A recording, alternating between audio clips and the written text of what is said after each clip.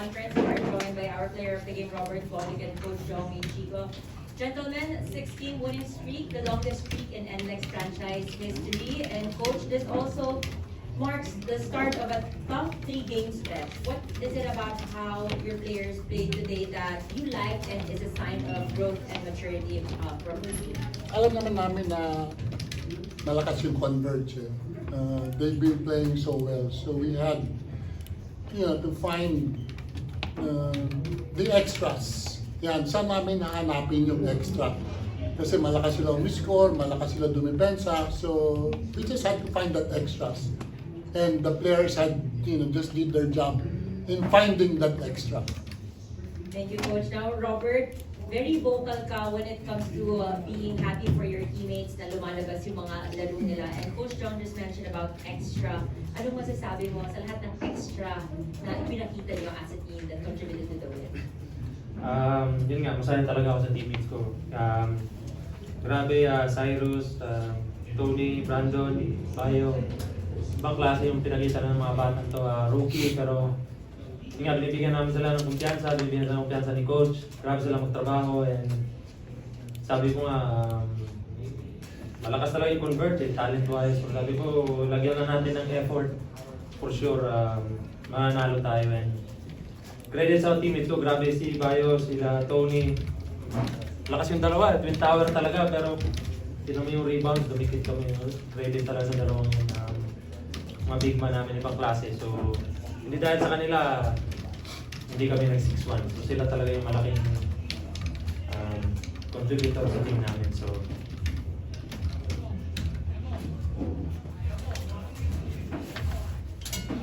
We're now ready to entertain questions from the media. Beto, congrats.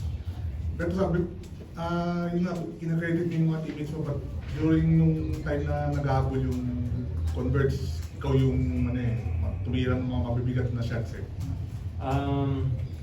Yun nga, first half, ganyan nilalaro namin sa team. And alam nila, makakatanggap talaga sila ng tira. Lahat ng tira namin, lahat. Pantay-pantay kami, lahat. Nagtatrabaho kami. So, pagdating ng game, kailangan ng extra. Yun, buti na lang yung shoots. Coach, you're tied for the lead with Magnolia. Everything seems fine right now, but siguro ngayon, ang napol yun na, probably top 4. So, how do you see yung, may tinatarget ba kayong wins to get to that top 4? No, we're not targeting any wins. We're targeting ourselves. Paano kami naglalaro. Hindi yung we need to get to this win. Ang kailangan namin is mag-improve kami araw-araw. Every practice, every minute, every game, kailangan every day mag-improve. If it translates to win, then so be it. Pero mas interesado kami sa nilalaro namin ng offense at defense. And it's always a luxury to have a Robert Bolick in your team. Na alam niya na endgame, alam ni Berto when it is his time. And it's just a luxury for a coach to have somebody like Berto na when it's nitty-gritty time, alam mong maaasahan mo si Berto to make the right decision and make the big shots. And he's makes a luxury for me. Isa na namang comeback yung na-foil ninyo, napigilan nyo. Ano naman i-describe yung composure ninyo? Mabuti nga yun, nag-comeback sila, again, hindi sila nag-panic, they kept their poise, naghanap sila ng good shot, alam ni Berto na, sige, kailangan natin ng puntos, alam ko na kailangan mapunta sa kanya yung bola, na kailangan ng puntos. Anyway, he will attract the defense, and he will, spray the ball to the open teammate. Pero yun ang maganda sa team na hindi sila nag-panic nung humabol. Kasi in-open ng court nung conversion laro eh. Binuksan na lang nila eh. So their athleticism and their talent really nag-flourish itong fourth quarter. Do you think, Coach, yung experience in those games parang na-fast track with this stretch of wins na dikit, na umahabol. Do you think na fast track yung parang kailangan nyo kasi ng experience pang playoff time eh. So do you think na fast track yung kahit pa paano yung Well, in a way, hindi ko naman masabing na fast track, pero mabuti nakatikim kami ng ganun. Mabuti nanalo. Kasi ang hirap yung nakatikim ka ng ganun, tapos natalo ka eh. Pero mabuti nakatikim kami ng ganun at nanalo. So mas, mas positive ang outlook nila ngayon na kayang gawin. Longest winning streak in NLEX history, and yung partnership niyo ni Coach Sean Atkinson and is this the start of something big, something good for the NLEX franchise? I can't say that. But kung meron man, it's showing good signs. Kung meron man, ano. Kasi masyado pa aga, it's too early to tell. Marami dyan, nagsistrict, tapos will, falter in the end. Eh. Hindi naman yung ano namin. Basta kami, tuloy-tuloy lang kami. And, we're good, we're playing well. But alam naman natin, pagdating ng dikdikan, ibang usapan na yun eh. So, that is the next test.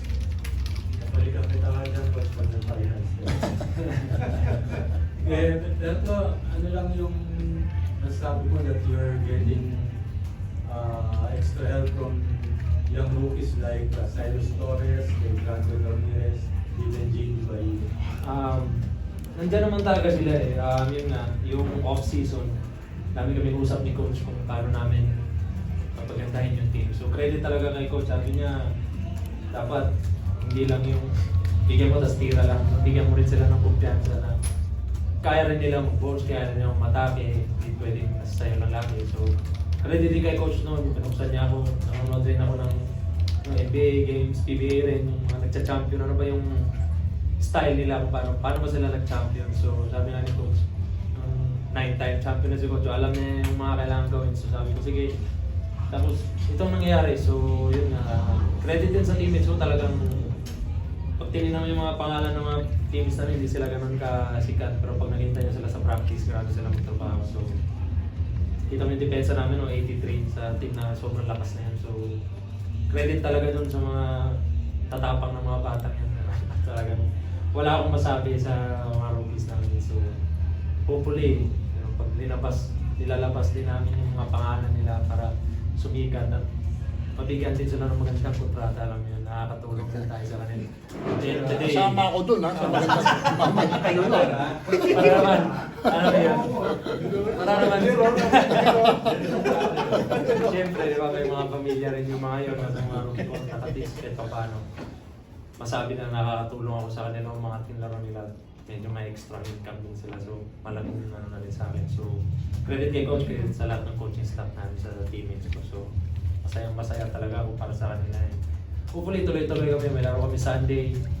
Yung team na yun, champion yun. So ano rin yun, kumbaga nakakailangan din sila ng panalo. So dapat ready kami tayo bukas, tapos ready kami Sunday.